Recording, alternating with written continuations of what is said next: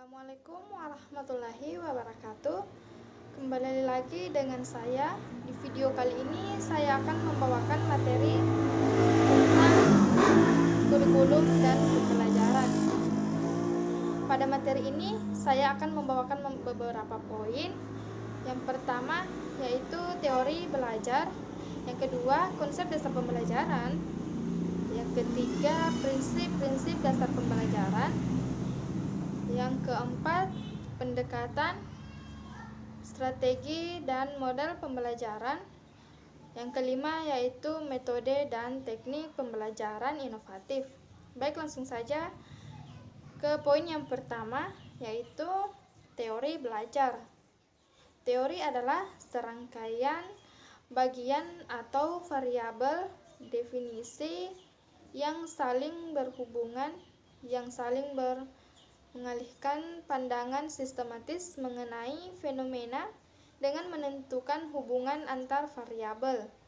Sedangkan belajar merupakan proses perolehan kemampuan yang berasal dari pengalaman. Teori belajar adalah suatu teori yang di dalamnya terdapat tata cara mengaplikasikan kegiatan belajar mengajar antara guru dan siswa. Perencanaan metode pembelajaran yang akan dilaksanakan di kelas maupun di luar kelas. Poin yang kedua yaitu konsep dasar pembelajaran. Jika teori ini berhubungan dengan konsep, maka dalam uraian tentang konsep dasar pembelajaran akan tertuju pada landasan ilmiah pembelajaran.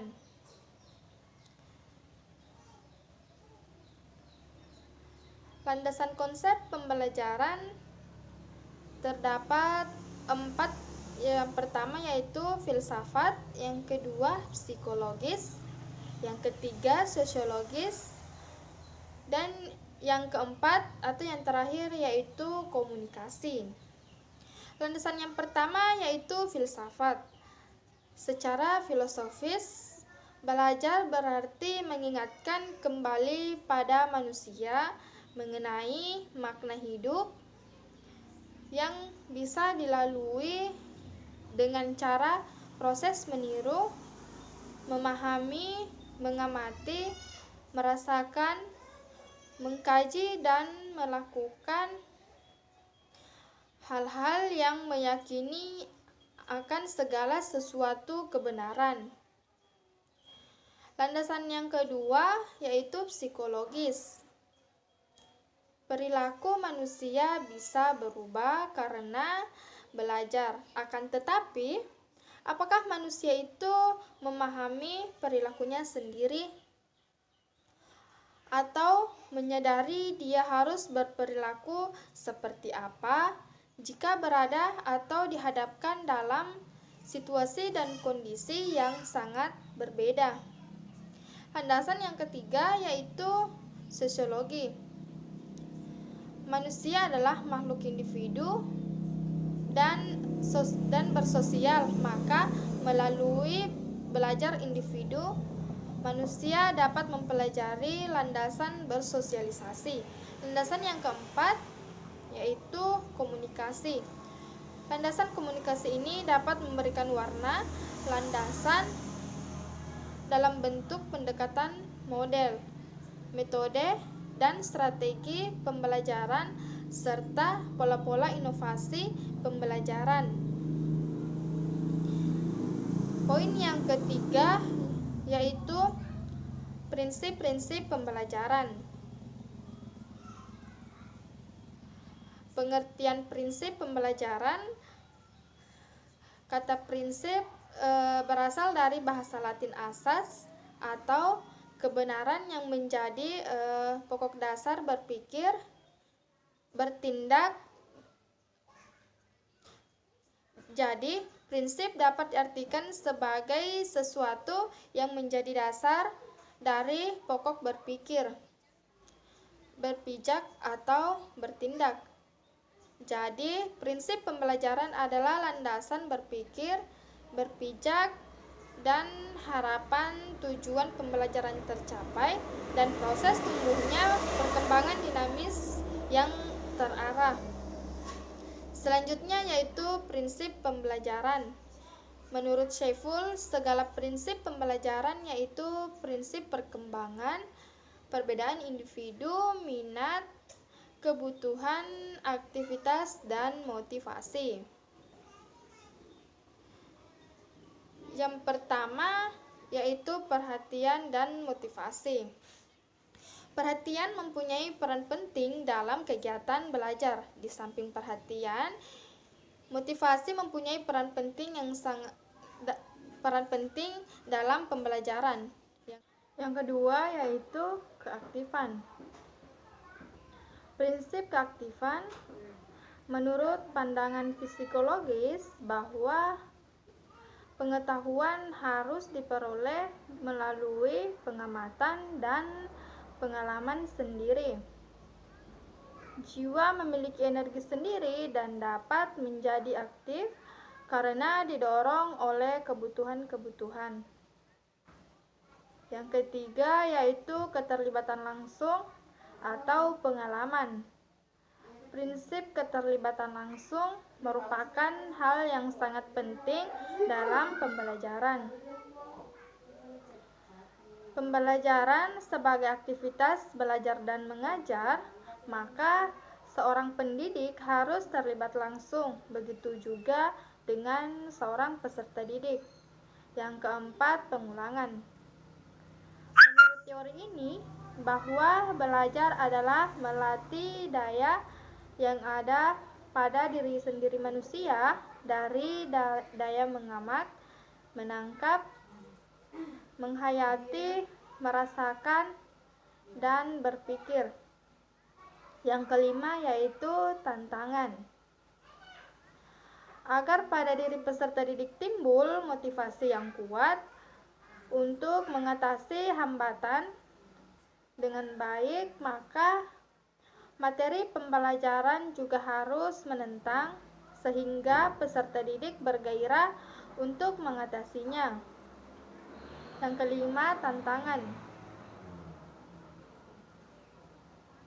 Agar pada diri peserta didik timbul motif yang kuat untuk mengatasi hambatan dengan baik, maka materi pembelajaran yang harus menentang sehingga seorang peserta didik mampu bergairah untuk mengatasinya. Yang keenam yaitu perbedaan individu. Siswa merupakan individual yang unik, artinya orang satu dengan orang yang lain itu berbeda.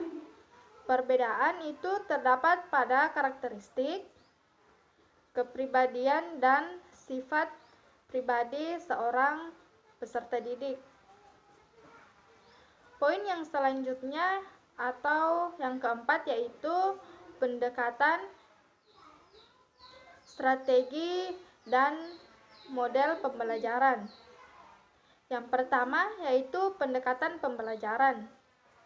Pendekatan pembelajaran dapat diartikan sebagai titik tolak atau sudut pandang kita terhadap proses pembelajaran yang merujuk pada pandangan tentang terjadinya suatu proses yang sifatnya masih sangat umum. Di dalamnya mewadahi inspirasi dan menguatkan metode pembelajaran dengan cakupan teoritis tertentu. Yang kedua yaitu strategi pembelajaran. Dari pendekatan pembelajaran yang telah ditetapkan, selanjutnya turun ke dalam strategi pembelajaran. Ada 4 unsur strategi, yaitu yang pertama mengidentifikasi dan menetapkan spesifikasi dan kualifikasi hasil output dan sasaran atau target yang dapat dicapai dengan mempertimbangkan aspirasi dan selera masyarakat yang memerlukannya. Yang kedua, mempertimbangkan dan dapat memilih jalan penetapan utama yang paling efektif untuk dicapai oleh sasaran tersebut. Yang ketiga, mempertimbangkan dan menetapkan langkah-langkah yang akan ditempuh sejak titik awal sampai dengan sasaran. Yang keempat, mempertimbangkan dan menekankan pada tolak ukur dan patokan ukur, serta mengukur nilai taraf keberhasilan usaha. Model pembelajaran. Model pembelajaran ada 4. Yang pertama yaitu model interaksi sosial, yang kedua model pengelolaan informasi, yang ketiga model personal humanistik, yang keempat model modifikasi tingkah laku. Poin yang selanjutnya yaitu metode dan teknik pembelajaran inovatif. Metode pembelajaran merupakan langkah-langkah operasional atau strategi pembelajaran yang dipilih dalam mencapai tujuan belajar. Ketepatan penggunaan suatu metode akan menunjukkan berfungsinya suatu strategi pembelajaran. Strategi pembelajaran masih bersifat konseptual dan untuk mengimplementasikannya menggunakan berbagai metode tertentu. Teknik pembelajaran inovatif. Menurut Kamus Besar Bahasa Indonesia, kata inovasi mengandung arti pengenalan hal-hal yang baru atau pembaharuan. Inovasi juga berarti penemuan, pembaharuan baru yang berbeda dari yang sudah ada atau yang sudah dikenal dari sebelumnya, seperti gagasan, metode, atau alat-alat. Konsep dasar pembelajaran inovatif. Dalam hal ini, para guru berusaha mencari model-model yang relevan sehingga setiap komponen pembelajaran berjalan secara efektif dan akan tercapai tujuan yang telah ditetapkan.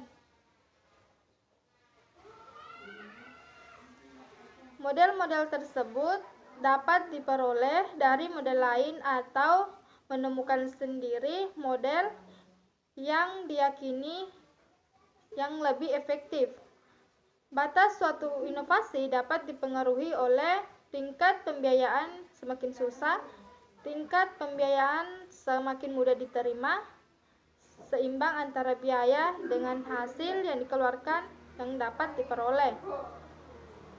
Efisien artinya dapat menghemat waktu dan tidak banyak memiliki hambatan, tidak memiliki risiko, terutama dengan masalah politik dan keamanan, mudah dikomunikasikan sesuai dengan sosial ekonomi setempat.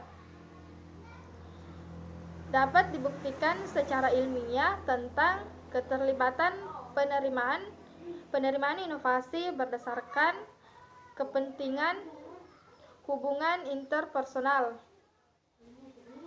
Itulah tadi materi yang dapat saya sampaikan di video kali ini. Lebih dan kurangnya mohon dimaafkan. Wabillahi taufiq wal hidayah. Wassalamualaikum warahmatullahi wabarakatuh.